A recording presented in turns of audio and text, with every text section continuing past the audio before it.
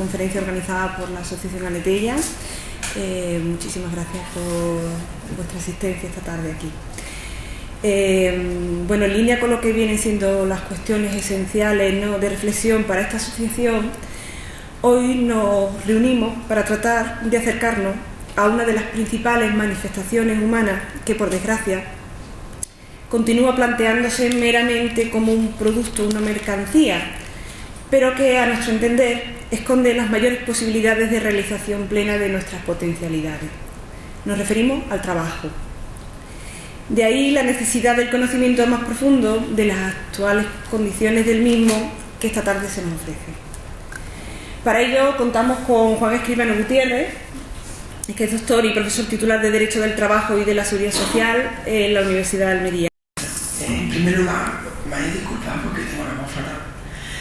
Bueno, voy a hacer un esfuerzo, así que si no me entendéis, pues lo pido disculpas antemano. Hoy vamos a ver la reforma que el día 11 de febrero se aprobó por el Consejo de Ministros y se publicó en el BOE y se decretó su inmediata puesta en marcha, ¿no? Es la reforma, creo que número 55 del Estatuto de los Trabajadores desde que se aprueba, o sea que no es la primera.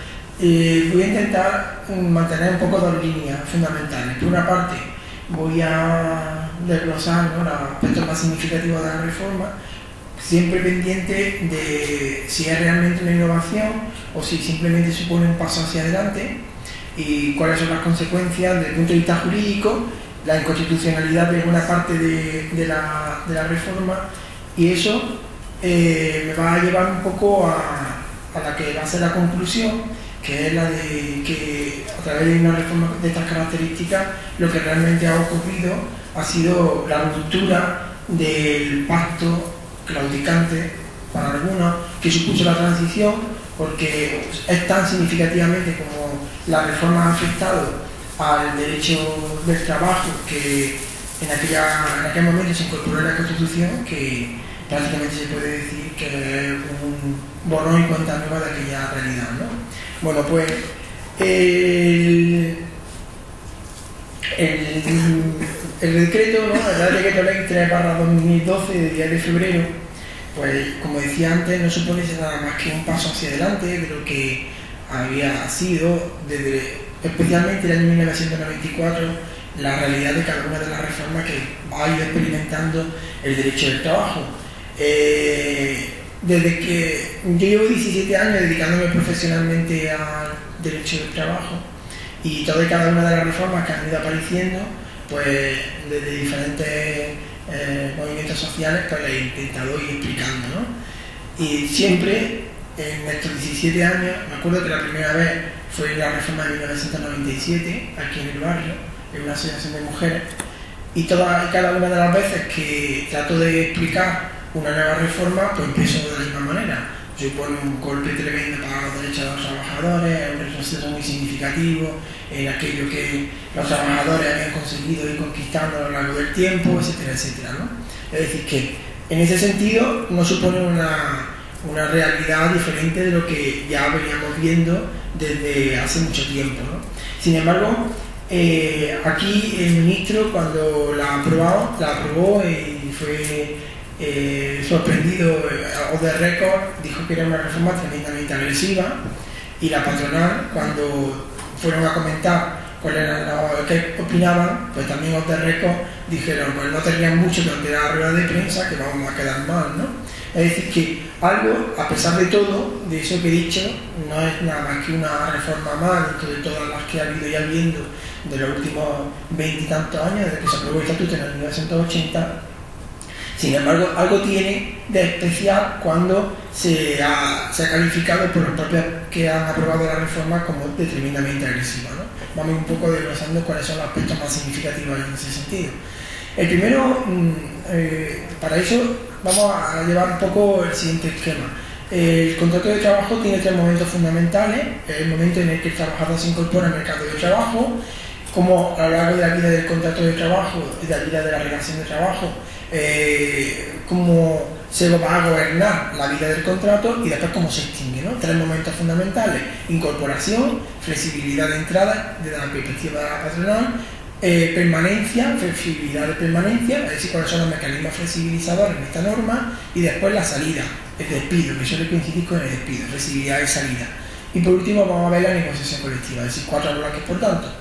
Y todos muy significativamente afectados por la reforma, es una reforma muy sistemática, no deja prácticamente ningún fleco suelto para llevar a cabo una involución muy significativa de las características que hasta ahora tenía el derecho del trabajo, ¿no?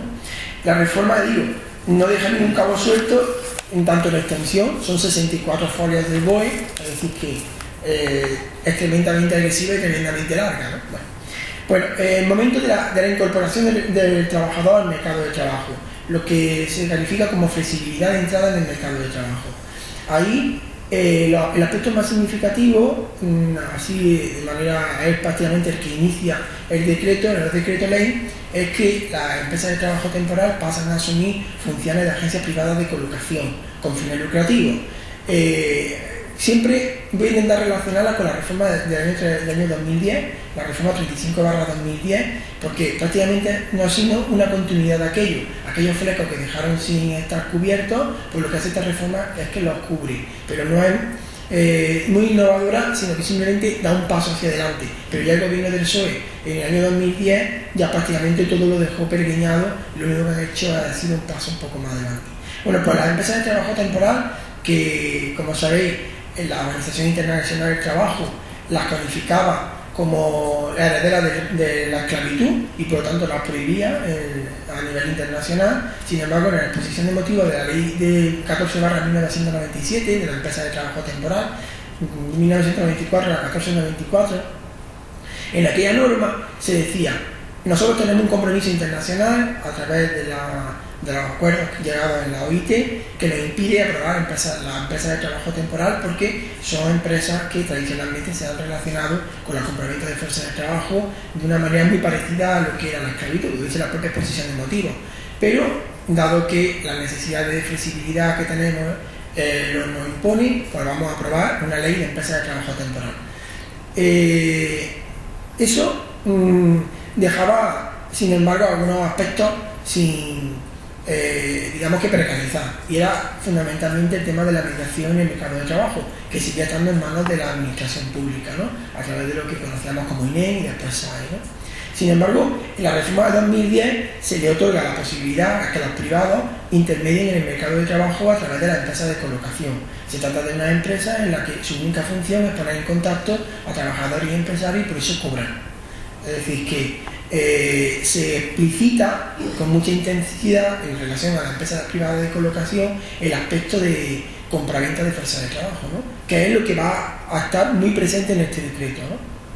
Porque es un decreto profundamente ideológico, que parte del principio ideológico de que el trabajo es una pura mercancía y por lo tanto así es que se ha tratado, ¿no? Bueno, pues en el decreto se le otorga también a la empresa de trabajo temporal las funciones que hasta el año 2010 no podían ejercerse por privados. Las empresas de trabajo temporal pues tienen las características que todos conocéis, en el ámbito que actualmente desempeñaban, que era exclusivamente el de poner a disposición fuerza de trabajo a otras empresas, y ahora van a aumentar esas capacidades porque van también a mediar entre la oferta y la demanda en el mercado de trabajo. Ese sería el aspecto, el primero, ¿no? Después, las dos modalidades de contrato que se crean en el decreto, o que se reforma, mejor dicho, uno de los contratos, y el otro se crea el nuevo. El primero es el contrato para la formación y el aprendizaje. El contrato para la formación y el aprendizaje se incorporó en nuestro ordenamiento jurídico de nuevo en el año 2010, en el decreto, en aquella ley del Partido Socialista, que dio lugar a la última huelga general que hemos conocido, pero se fortalece. Prácticamente se generaliza para todos aquellos que son menores de 30 años, porque se dice que esa será la modalidad de contrato para esas personas siempre que el índice de desempleo esté por encima del 15%. Actualmente, pues sabéis cuál es el índice de desempleo, porque estamos muy lejos de que no sea ese el mecanismo de incorporación. Y tiene las características que ya tenía en el 2010. Una parte del contrato tiene que ser obligatoriamente de formación, Es decir, que no toda la jornada se va a dedicar al trabajo efectivo, sino que parte va a ser a la formación, entre un 75 y un 85% máximo va a ser la duración del trabajo efectivo, y pone como límite de retribución el salario mínimo interprofesional. Es decir, es un contrato que se puede llegar a pagar al trabajador única y exclusivamente el salario mínimo interprofesional. Eso todavía en el año 2010. Paso hacia adelante, pues ahora lo que se hace es que se otorga al empresario la facultad de dar la formación. Y eso, pues claro, evidentemente es muy peligroso o es muy interesante. La empresa va a ser la que va a decidir qué porcentaje de trabajo en cada momento va a ser de trabajo y va a ser de formación. Y la formación se la va a dar la propia empresa. Eso tiene un largo recorrido además, porque eso implica que los mecanismos de formación de los trabajadores que hasta actualmente conocíamos van a ir desapareciendo, porque el empresario, por dar esa formación, va a cobrar de la administración pública. Por lo tanto, es el contrato perfecto. Contrato a un trabajador con un salario que yo puedo manipular ampliando o reduciendo el periodo de formación, una formación que le voy a dar, la que le va a dar la empresa y que no va a estar por ningún momento controlada, y que como mínimo exclusivamente va a cobrar el salario mínimo interprofesional del trabajador. Por lo tanto, es un contrato que evidentemente está pensado para la precarización del empleo de los menores de 30 años. Pero es que además tiene unas bonificaciones que llegan hasta el 100% de la cuota empresarial a la seguridad social. Es decir, que por este contrato no va a recibir nada la seguridad social en concepto de recaudación de las cuotas empresariales. Por lo tanto, el negocio redondo. Te ofrecen una mano de obra mucho más barata, dispongo absolutamente de la jornada porque puedo disponer de periodos de formación y periodos de trabajo efectivo, y encima no pago seguridad social. Esto es, además de las bonificaciones, ha sido el gran hito, digamos, de la reforma, porque a partir de ahora casi no se va a pagar por nada. Veremos cómo el siguiente contrato pasa igual, ¿no? Pero aquí ya hasta llegar al 100% de la cuota. Se pueden concatenar estos contratos, es decir, no existe ningún límite a la concatenación de los contratos. Cuando el ministro o la ministra explicaba la reforma, decía que había derogado la posibilidad de concatenar contratos temporales que en la última reforma se había admitido, ¿no? Pues es verdad en relación a las modalidades contractuales temporales normales, pero no en relación con el contrato para la formación y el aprendizaje, que no hay ningún problema para concatenar ese tipo de contratos. Es decir, que los trabajadores entre los 18 años que se incorporan al mercado de trabajo y los 30 años van a poder estar vinculados por esta modalidad contractual, siempre que no superen una misma empresa los 3 años, lo cual no es muy difícil que ocurra, porque no suele ser habitual ese hecho, ¿no? La última vez que se dio, pues...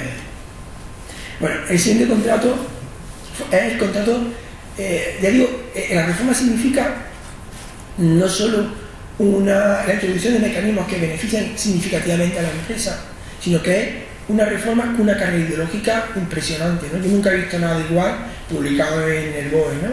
Y el símbolo más significativo de esta carga ideológica es la propia denominación del siguiente contrato. Se llama Contrato Indefinido para el Apoyo de los Emprendedores. Es decir, que vamos a contextualizar un poco, ¿no? Para entender lo que eso significa. El contrato de trabajo posiblemente es uno de los instrumentos jurídicos más injustos reconocidos por el ordenamiento jurídico. El contrato de trabajo significa que una persona pone en el mercado parte de sí, que es su fuerza de trabajo, que implica muchas cosas, entre otras, pues tiempo, esfuerzo físico, etc. En la fuerza de trabajo no se puede separar de la persona. La incorpora al mercado de trabajo y otra persona que tiene dinero se la compra. Es decir, compra parte de otra persona, lo cual, si lo analizamos de esa perspectiva que nunca se analiza, pues la verdad que es muy, digamos que paradójico que se siga admitiendo ese tipo de realidad, ¿no? Bueno, pues tradicionalmente, para intentar contrarrestar esa injusticia de fondo, pues se le otorgaban a los trabajadores pues ciertos derechos para intentar, aunque era imposible, para intentar eliminar la excesiva verticalidad entre trabajador y empresario a base de otorgar ciertos derechos, ¿no? Bueno, pues a partir de este contrato lo que se trata es justamente lo contrario, es de fortalecer a la parte empresarial, es decir, la parte que no arriesga en ese mercado de trabajo nada más que patrimonio, mientras que se perjudica a la que lo pone todo en el mercado, que es el trabajador, ¿no? Este contrato está pensado para menores de 50, para empresas de menores de 50 trabajadores y tiene la característica de que es indefinido y a tiempo completo, pero con una trampa, y es que durante el primer año existe un periodo de prueba que además es innegociable. A través de la negociación colectiva no se puede reducir el periodo de prueba de un año, obligatoriamente va a ser un periodo de prueba de un año con despido libre, es decir, que se trata de una modalidad de contrato que rompe completamente la lógica del sistema en el que el despido era causal e indemnizado. Ha dejado de ser causal, después lo veremos cuando estudiamos el despido, pero además ha dejado de ser indemnizado cuando te contratan con un contrato indefinido de fomento, de apoyo a los emprendedores. Esto es inconstitucional. Ya la reforma es inconstitucional en tres aspectos. Uno de ellos es este, ¿no? Pero no le ha importado porque se ha roto, como decía antes, la necesidad de respetar, aunque formalmente, la Constitución, ¿no? Además el contrato no tiene desperdicio. Tiene una deducción fiscal de 3.000 euros, unas bonificaciones pues, que pueden llegar hasta el 50%.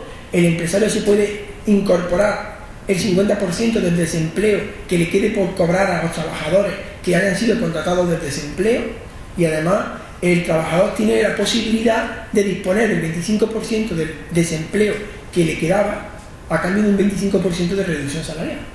Es decir, que de fomento, de apoyo a los emprendedores. Eso no cabe duda, por lo menos no lo han ocultado, ¿no? Han dicho lo que en realidad era. Y digo que es inconstitucional porque en el artículo 35 de la Constitución española se reconoce el derecho al trabajo. El derecho al trabajo tiene muy poca trascendencia jurídica. Está fuera de los derechos fundamentales, no significa que los trabajadores tengan capacidad de acudir a los tribunales para reivindicar el derecho al trabajo, pero una de las pocas cosas que tenía era que el despido tenía que ser causal e indemnizado. Y eso lo dijo pues, el propio Tribunal Constitucional en el año 98, por ejemplo, ¿no? Sin embargo, aquí, pues, no, para este tipo de contrato, pues no va a ocurrir, ¿no?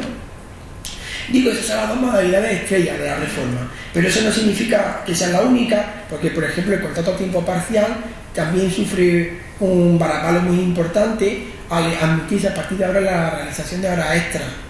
En el contrato a tiempo parcial no se podían echar horas extras, se podían solo echar horas complementarias, que eran en la práctica parecidas, pero se tenían que negociar la realización global anual de horas complementarias máximas. Aquí ya no, como las horas extras son obligatorias y el empresario si lo decide con la única necesidad de que se compensen económicamente como al menos la hora ordinaria, pues lo que se le está otorgando al empresario un contrato barato, porque es a tiempo parcial, y puede completar casi hasta la jornada completa con horas extras que él decide cuando se echa.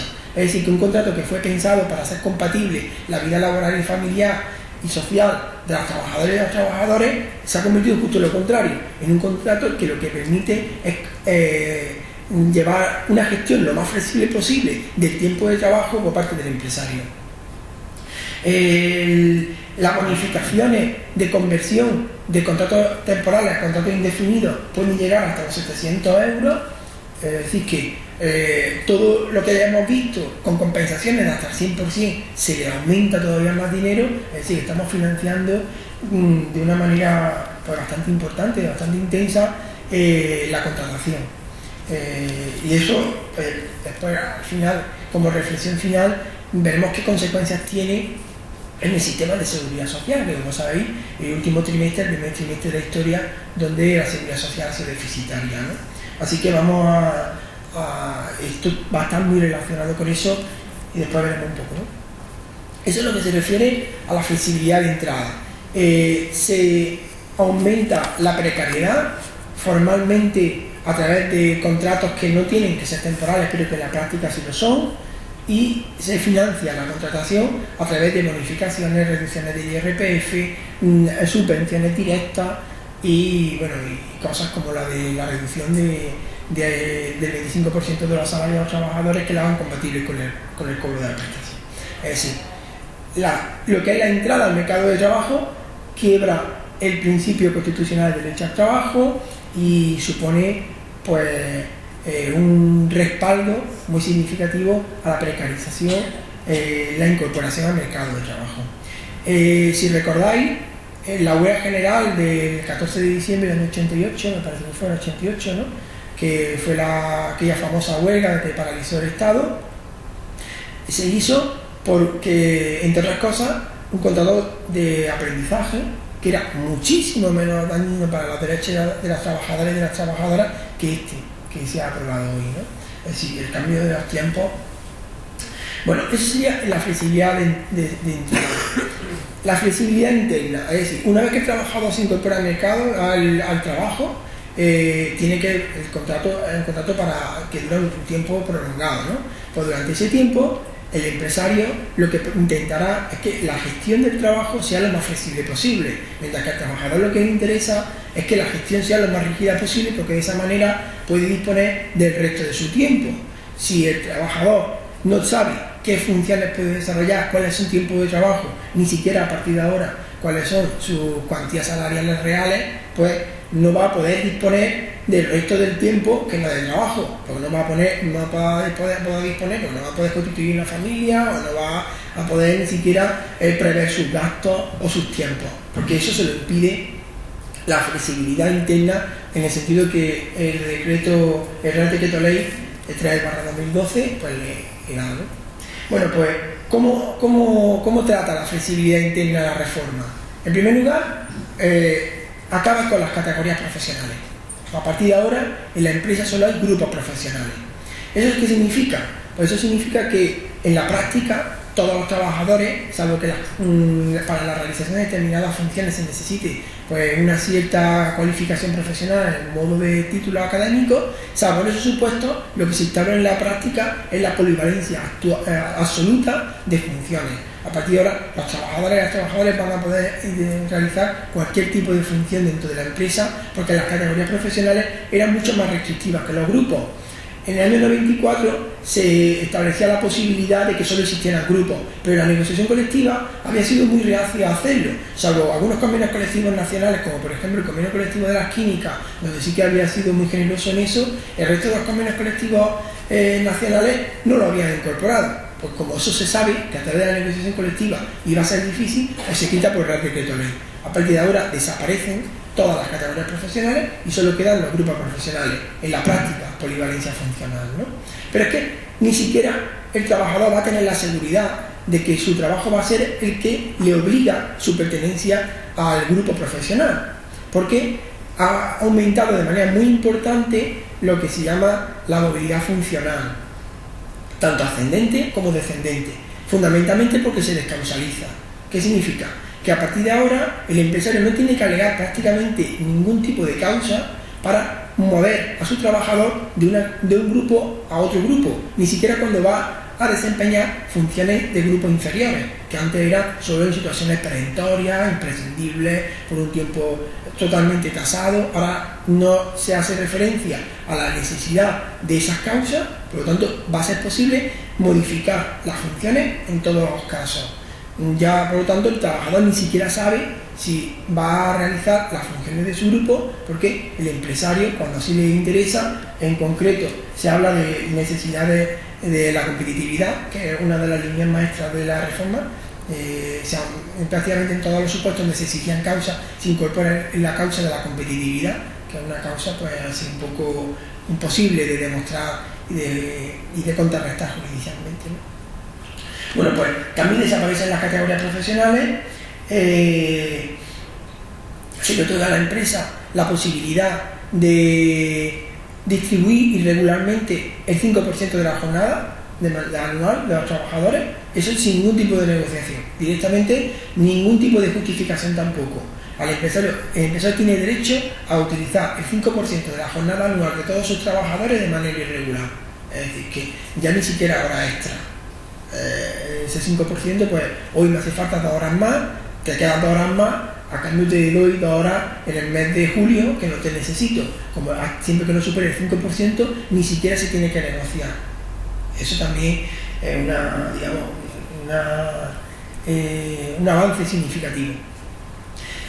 La movilidad geográfica, es que lo toca todo, la movilidad geográfica, desaparecen prácticamente las causas y se reduce el tiempo de reacción del trabajador a una movilidad geográfica. Ahora puede llegar hasta 6 meses, el tiempo que el trabajador tenía para adaptarse a la orden de irse a otra ciudad, ahora ya no. Eso es un plazo mucho más corto y además, como antes decía, basada en la competitividad, también se puede llevar a cabo esa movilidad geográfica. Como decía ayer el vicepresidente de la patronal, si te ofrecen un trabajo, aunque sea en Laponia, pues lo tienen que coger, ¿no? Pues bueno, eso cuando estás hablando de desempleo, pero cuando estás dentro de la empresa, pues igual. Si te ofrezco que te vayas a Laponia, pues también te tienes que ir. Otras cuestiones, pues no es suficiente con eso, sino que en el tema de la modificación sustancial en las condiciones de trabajo, que era pues una de las ya límite máximo, ¿no? Cuando ninguna de las anteriores cuestiones eran suficientes, es decir, cuando ya ni siquiera la movilidad funcional, como hemos visto, la distribución irregular de la jornada de trabajo, como hemos visto, ni siquiera con los límites, tan pocos límites que existen en esas instituciones, cuando el empresario quiere hacer modificaciones todavía más importantes, también se lleva esa facultad, ¿no? Se ha modificado de manera muy importante el artículo 41 del Estatuto, que es el que regula las modificaciones sustanciales de las condiciones de trabajo.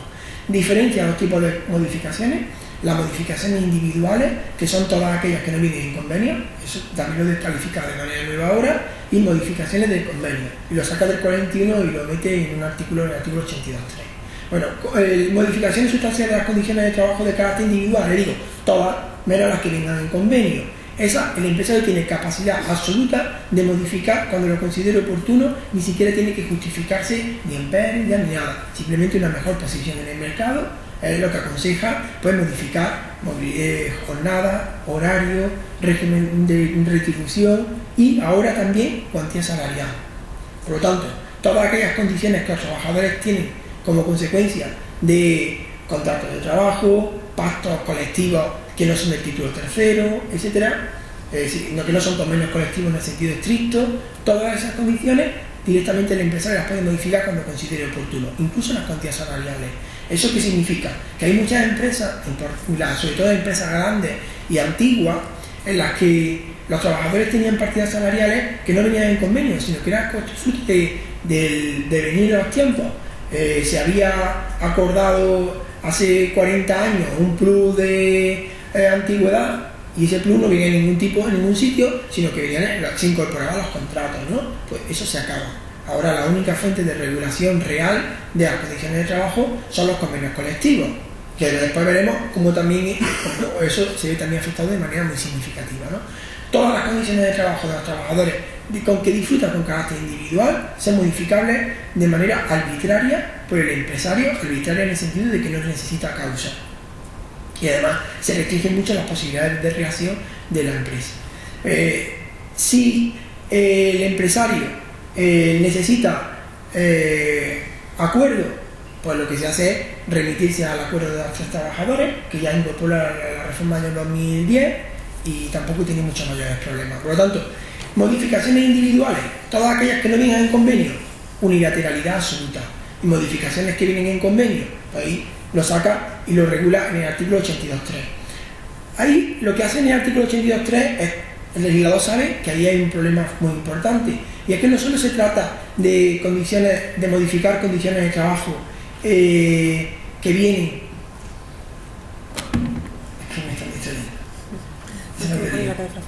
Que no se trata solo de modificaciones. Voy a decir que soy capaz de retomar modificaciones sustanciales de las condiciones de trabajo de carácter colectivo, ¿vale?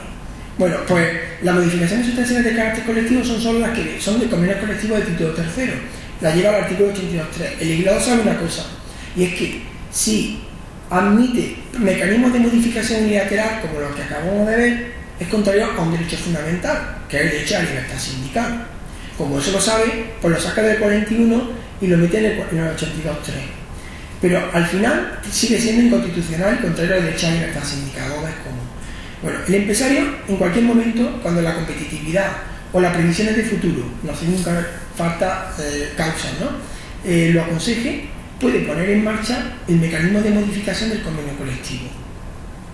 ¿Qué significa? Pues bueno, que después de un proceso de negociación duro, donde ha habido una huelga, donde los trabajadores han renunciado a importantes partes de sus salarios o de cualquiera de sus condiciones a cambio de mantener otras partes, etcétera, etcétera, a pesar de eso, hay un momento concreto donde el empresario considera que ya pues no quiere seguir aplicando eso, es decir, que todo el proceso de negociación se echa por tierra. En ningún momento se dice que se puede anticipar la modificación de un convenio si el trabajo es más penoso, la vida es más cara, etcétera, etcétera. No. Siempre que si al empresario le interesa, se puede iniciar un proceso de modificación colectiva del convenio colectivo, ¿no?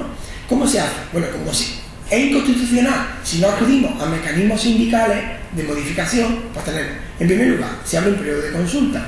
Bueno, eso es que si no es inconstitucional, ¿no? Bueno, que no acaba bien. Bueno, no importa, además tiene que ser en 5 días, o sea que hablamos de prisa, que esto es muy rápido, ¿no? Como si no hace falta, si no se consigue, pues al mecanismo interno del propio convenio de solución de conflictos. Como son las mismas partes, pues tampoco se va a solucionar. Si no se ha solucionado antes en el proceso de negociación, tampoco se va a solucionar ahí. Así que ahí tampoco. Y por último, en tercer lugar, los mecanismos de solución colectiva previstos en convenios colectivos sectoriales. En eso, en principio, no tiene por qué existir ningún mecanismo que lleve a una negociación ajena a los propios, a una modificación ajena a los propios mecanismos de negociación. Por lo tanto, el último paso, y aquí sí que es inconstitucional, como lo dijo la sentencia del Tribunal Constitucional 1181, en el último paso es introducir el arbitraje obligatorio. ¿Qué significa? Que cuando el empresario quiera, considera que las condiciones del mercado, de la competitividad o una previsión de futuro no es bueno que el convenio colectivo se siga aplicando, inicia el proceso de negociación, se inicia a través de todos estos cauces. En un total creo que he calculado unos 34 días. A los 34 días lo lleva al Consejo Nacional de Convenios Colectivos, a la Comisión Consultiva Nacional de Convenios Colectivos, que dicta un laudo arbitral de carácter obligatorio. El laudo arbitral de carácter obligatorio tiene los mismos efectos que el convenio, es decir, se rompe la lógica de la negociación. A través de todo ese proceso, al final, el convenio se modifica de manera unilateral por, en este caso, la Administración, a través de la Comisión Consultiva Nacional de Convenios Colectivos. El arbitraje obligatorio y vinculante es inconstitucional porque lo dijo la sentencia del Tribunal Constitucional 1181, porque es contrario al derecho de huelga. Porque si en el proceso de negociación está permanentemente la sombra de un arbitraje obligatorio, nadie se pone de huelga, porque la huelga es perniciosa y encima inútil, porque al final un árbitro va a dictar un laudo que va a sustituir el proceso de negociación. Entonces, ¿para qué vamos a negociar? ¿Para qué vamos a ponernos en huelga? Eso lo sabía el Tribunal Constitucional en el 81 y lo declaró inconstitucional. Declaró inconstitucional el Real Decreto de Ley de Relaciones de Trabajo del 77, que es lo siguiente que se va a modificar posiblemente rápidamente, aprovechando que no nos reaccionamos mucho, se va a modificar y se va a aprobar la primera ley orgánica de huelga, que posiblemente todo lo que estoy diciendo lo eche por tierra porque va a ser muy distinta a lo que dijo la sentencia del Tribunal Constitucional 1181. Eso sería en relación con la flexibilidad interna, pero nos queda todavía otras cosas también igual de graves, ¿no? Que es la flexibilidad de salida. ¿Qué ha pasado con los despidos, en definitiva, ¿no? Bueno, pues con los despidos, yo cuando empecé a ver que iba a haber una reforma, y decía, bueno, que no va a haber una reforma, si la ley 35/2010 ya lo ha modificado todo, no tiene ya posibilidad de que se modifique más, ya está todo, ¿para qué van a modificar más? Pues no, la imaginación no era suficientemente aguda y la han modificado. Primero, se elimina la intervención de la administración pública en los expedientes de regulación de empleo en los procesos de suspensión de los contratos de trabajo. Es decir, que el único control que tenía el empresario externo para hacer frente a su poder dentro de la empresa, que es absoluto, pues se acaba con él. Es decir, que introducimos importantes mecanismos de arbitrariedad. Ayer decía, voy a decir a Fernández Toso que una de las cuestiones que aquí van a ocurrir es la utilización fraudulenta sobre todo de la suspensión de los contratos de trabajo. Como no es necesario la intervención de la administración pública, se suspenden los contratos de trabajo, la suspensión es automática, al trabajador pasa a cobrar el desempleo, pero nadie está segura que no sigue yendo a trabajar. Que se utilice como mecanismo de gestión empresarial para ahorrarse costos laborales. Como no es controlable, se suspende cuando quiera, o incluso se suspende como mecanismo de gestión de la jornada. En el mes de julio no necesito trabajo, pues simplemente todos los meses de julio suspende el contrato. No es controlable, así que no hay mucha dificultad, ¿no? Se produce además una inversión en la carga de la prueba. Son tantas las posibilidades que el empresario tiene para justificar el despido, entre ellas lo que decíamos de la competitividad, que no es prácticamente posible contrarrestar esa causa alegada por la empresa. Es decir, que el trabajador va a tener que intentar buscar una inexistencia de causa allí donde es prácticamente imposible, porque todas las causas son admitidas. Por lo tanto, el trabajador se encuentra en una casi imposibilidad de impugnar sus contratos de trabajo. Por eso, el paso de la indemnización de 45 días de salario por año de servicio con el máximo de 42 mensualidades a 33 días por año con un máximo de 24 es falsa. En realidad se ha pasado a la indemnización de los despidos procedentes, porque todos los despidos a partir de ahora van a ser procedentes, y la indemnización es de 20 días por año con un máximo de 12 mensualidades. Es decir, que hemos pasado de 42 mensualidades para aquellos trabajadores que llevaban más de 20 y tantos años en el mercado de la empresa, hemos pasado a 12, ¿no? de una tacada.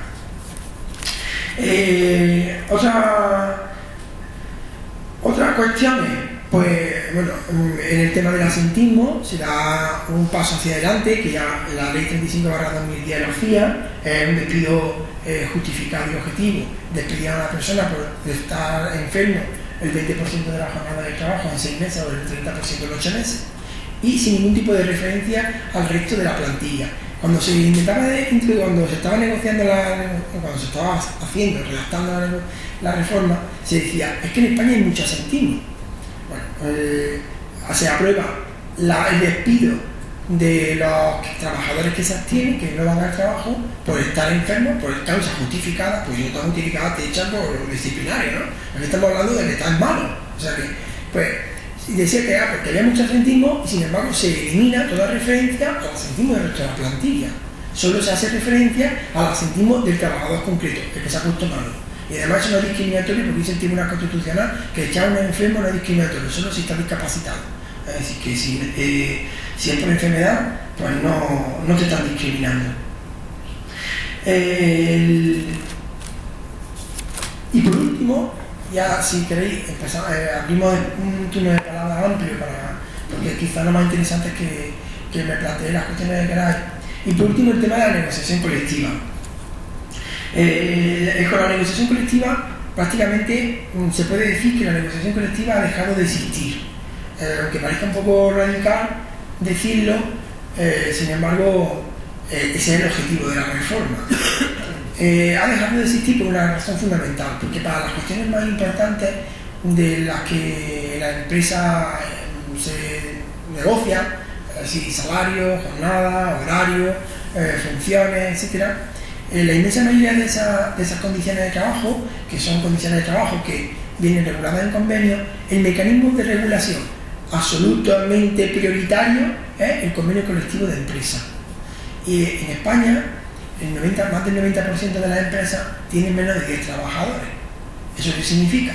Que la inmensa mayoría de las empresas, el único mecanismo colectivo de regulación de las condiciones de trabajo va a ser un convenio colectivo negociado por las que dice el artículo 41, que recordáis que eso ya lo dijo la reforma de 2010, que eran 3 personas designadas de manera democrática, y en el estatuto, entre el resto de sus compañeros. Es decir, que en aquellas empresas, que son la inmensa mayoría, que tengan menos de 10 trabajadores y que no tengan representación sindical, la designación de la comisión para la negociación con el empresario del único instrumento de regulación colectiva se va a hacer por los propios trabajadores, van a nombrar a 3.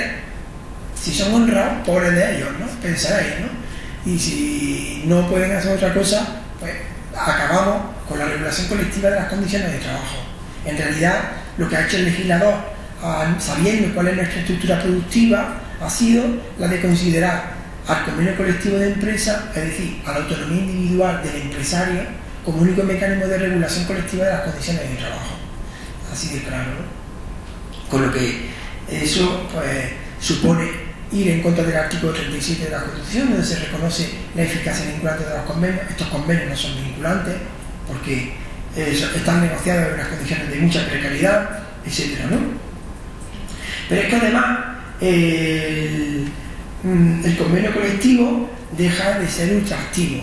Si durante los 2 años siguientes a la aprobación, a la llegada del fin de la vigencia del convenio colectivo, no se negocia el nuevo convenio colectivo, el convenio colectivo decae.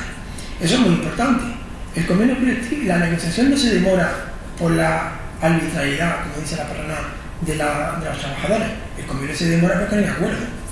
Si no hay acuerdo, ¿qué ocurre? Que cuando pasen 2 años deja de existir ningún instrumento de regulación colectiva. ¿Eso qué significa? Que el empresario no tiene prisa en negociar convenios. Si a los 2 años no se negocia, pues deja de existir.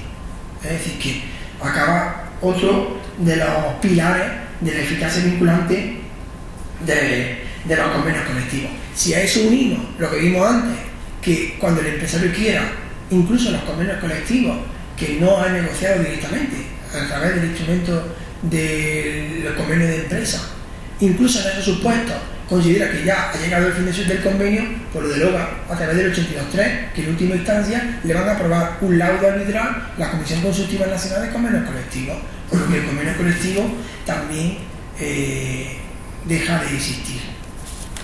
La reforma, ya digo, es inconstitucional en 3 sentidos.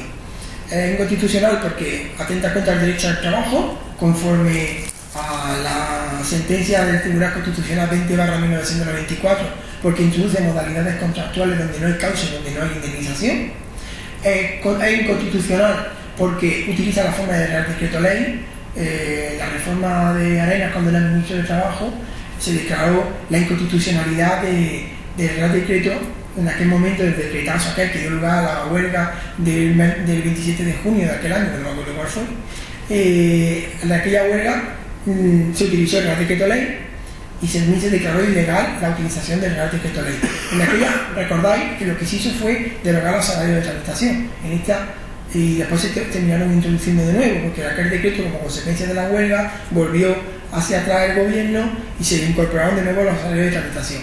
Pues aquí lo que se ha hecho es derogar los salarios de tramitación de un plumazo. Ya no hay salario de tramitación, salvo que el empresario decida readmitirte o que sea representante sindical. ¿Qué significa eso? Eso significa que el trabajador lo despide porque al empresario le da la gana, aunque diga que es por competitividad. Suele durar el proceso de despido una media de 3 a 4 meses. Cuando llegan los 4 meses, el empresario le indemniza, pero indemniza con la indemnización esa ridícula de los 20 días por año. Pero además, los 4 meses que ha estado sin cobrar, que no ha sido culpa suya, sino que ha sido porque el empresario lo ha echado, pues esos meses tampoco lo va a cobrar. Es decir, que el despido es directamente ejecutivo, por lo tanto, es contrario al derecho al trabajo, ¿no? Y por último, es inconstitucional porque atenta al derecho de huelga y al derecho a la libertad sindical, porque el laudo arbitral obligatorio es declarado como inconstitucional por la sentencia 1181. Como conclusión, pues no es muy diferente de la ley 35/2010 del PSOE, pero sí que ha sido un paso adelante que se puede decir cualitativo, porque ha supuesto la ruptura, como decíamos al principio, del pacto constitucional, es decir, aquel acuerdo en el que se hizo la transición de a cambio de olvidar la de la fosa, pues incorporamos en el bien de huelga, aquello ya se ha roto. Ni el libertad sindical, ni el derecho de huelga, ni el derecho al trabajo. Pero es que además busca cosas mucho más de fondo, no solo la precarización del empleo del trabajador concreto, de la trabajadora concreta, sino que además va a ocasionar la quiebra del sistema de seguridad social. Estamos hablando de bonificaciones de contratos de hasta el 100%. Es decir, que dicen el gobierno que durante este año, lo que queda de año, en los próximos 10 meses, la reforma va a costar 230 millones de euros, en concepto de bonificaciones, de reducciones de IRPF, etcétera, etcétera. Yo creo que ha sido corto, ¿no? Si tenemos en cuenta que la reforma de la seguridad social, que expliqué en esta misma sala hace un par de años, si tenemos en cuenta que la reforma de la seguridad social incorporó una cosa que se llamó factor de sostenibilidad, que significa que si la seguridad social entra en números rojos, se puede modificar con el beneplácito de las organizaciones sindicales mayoritarias, porque así lo aprobaron en el acuerdo de pensiones, se puede modificar lo ya tremendamente negativo que fue la ley de pensiones, la nueva ley de seguridad social, porque ahora estamos en números rojos y con estos 230 millones vamos a estar todavía más en números rojos, con lo que el factor de sostenibilidad, que significa que se puede modificar la edad de jubilación, el cómputo de los años de la base de cotización, etcétera, etcétera, todo eso está admitido ya, y si hay números rojos se puede hacer además de manera automática sin ningún tipo de restricción, ¿no? Y por último, aunque sea simbólico, se introduce un contrato de fomento o de apoyo a los emprendedores y se eliminan las bonificaciones de apoyo a la maternidad, que era una cosa no excesivamente costosa y que digo simplemente como símbolo, ¿no?, de lo que significa esta reforma.